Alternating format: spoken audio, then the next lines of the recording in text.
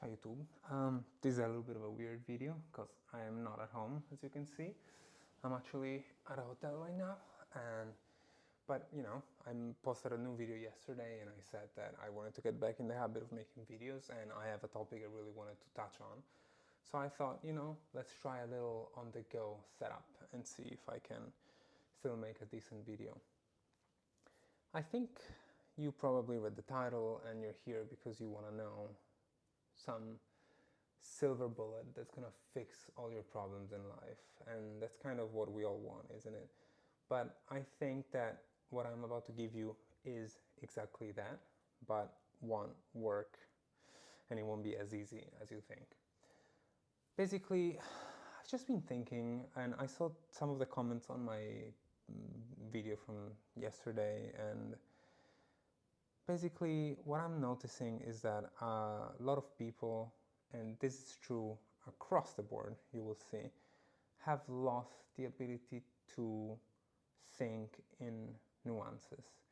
I think it's not anyone's fault. I think it's just a byproduct of the algorithm, as people call it. So basically just the recommendation engines that power our social media. Everyone only talks in absolutes and extremes, and it's kind of crazy. We've gone back on a lot of wisdom that we already had, because we, as a species, had figured out, at least conceptually, like even the ancient Romans had a saying that was basically, virtue is in the middle. But now it seems like everything has to be polarized. I slightly mentioned DPI, and everyone that really cares about that topic, instead of like having an open mind and wondering and being curious and being scientific and trying to find the answers, everyone thinks they already have the answer, even if they haven't even thought the thought that they are verbalizing themselves. Like, they read someone online or see a video from someone that's very confident, and then they go and become warriors for that battle without even realizing, like, why am I enlisting for this battle? Like, what does it do for me? And I think this type of radicalized extremist thinking is ruining a lot in our society, but it's also a way of thinking that we subconsciously apply to ourselves, and that limits us in video games for sure, in terms of like our potential peak, but everywhere in life. So I'll give you an example. Let's say that you are struggling to level up on a game, on Face It, let's say, in Counter-Strike, or maybe you want to get Radiant in Valorant. And this is talking from experience, I'm not like claiming to be some enlightened person. I definitely suffer from the same problem. You want to climb to the top. And then you have, the red carpet moment where all you can see are losses. You've been losing games for days. Now, that's where, if you were able to be nuanced and think, you'd realize that it's a multivariate problem, and you shouldn't assume there's any one reason why you're losing. You should focus on what you can affect: your behavior, your approach to the game, your communication, your positioning, everything. It depends on the game you're playing.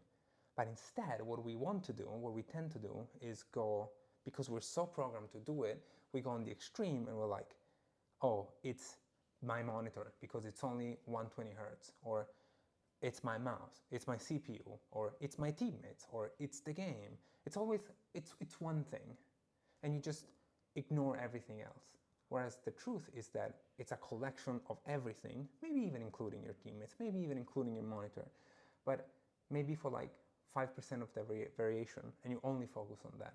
Because we're not used to thinking in the middle. We're only used to seeing news and thinking about things at the extremes. But that's going to hold you back. That's not how it works. So then I think then you get people that are radicalized on things that just make no sense. Like all of these people that are so focused on the latency thing, which I will make a video about, so I don't want to get into details. I'm sure they've never like tried to look into it themselves. I'm sure they've never like pondered on why that might be, or whether higher DPI can cause an issue. Like, for example, so many people still say, because someone said it a long time ago, DPI is the resolution of the sensor, so wouldn't you want a sensor with a higher resolution? It's like, that's a terrible analogy, because DPI are not the resolution of the sensor. The resolution of the sensor is a specific number, like a camera.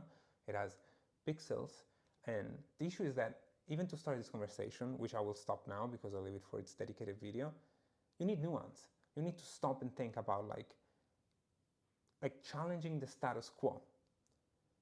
But that's not how we operate anymore. You don't challenge the status quo. You pick the loudest voice that, for some reason, maybe your upbringing, family, environment, speaks to you, and then you just like grab onto it and you never move. It becomes your religion. It becomes a faith, and you're not even open to anything else. And this is very bad for you. First of all, it makes it a lot easier for you to just be bitter all the time, because you see everything as a tribal war instead of a shared pursuit of knowledge. And also, it limits you, because maybe that status quo that you're accepting as a faith and you're fighting others on has a lot more to give. There's a lot of like signal that you're covering with your noise that you will never get, forgetting that the reason why you're interested in this in the first place is that you probably wanted to get better, figure out what the best settings for your mouse were, and now you're lost in the sauce and you're like arguing with people about it and like making it a crusade of yours. And it's just like, why? Like, why be so close-minded? Like, why assume that everyone is wrong, the pros don't know what they're doing when they use lower DPI, like, these people are they're morons? It's like, have you stopped to think about it? Have you talked to people that have a different opinion? Have you opened a schematic? Have you tried looking for schematics from these sensors? Have you done your own thinking? No. They just feel like they're part of that one tribe, and that's how it goes.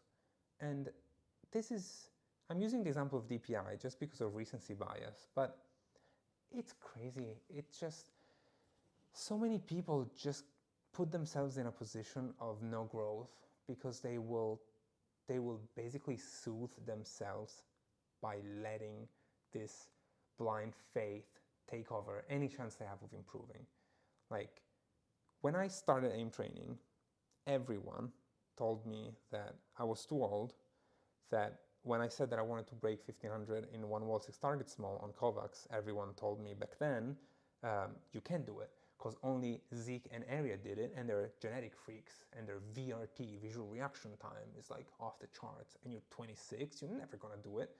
And now 1500 is like anyone gets it. And when I tried, not only did I break 1500, but I got to 1700 plus, and no one thought that was possible. And that's because I didn't subscribe to this faith. And people mocked me, they laughed at me, they insulted me, they trolled me, and then I just didn't want to subscribe to that. Because imagine if I had accepted it as the truth that all of these people were like fighting for it to be, then why wouldn't I have tried? Why would you want to consciously fight a losing battle? But the moment you frame something as a losing battle in your brain, you've already lost. So if you're, for example, thinking that like, oh, I want to be a pro at game X, but I can't because of reason Y, well, then you can't be a pro. Like, if you think that you can do something, you're not going to be able to make it. This is not like some esoteric stuff. It's not talking about magic or like manifesting your reality.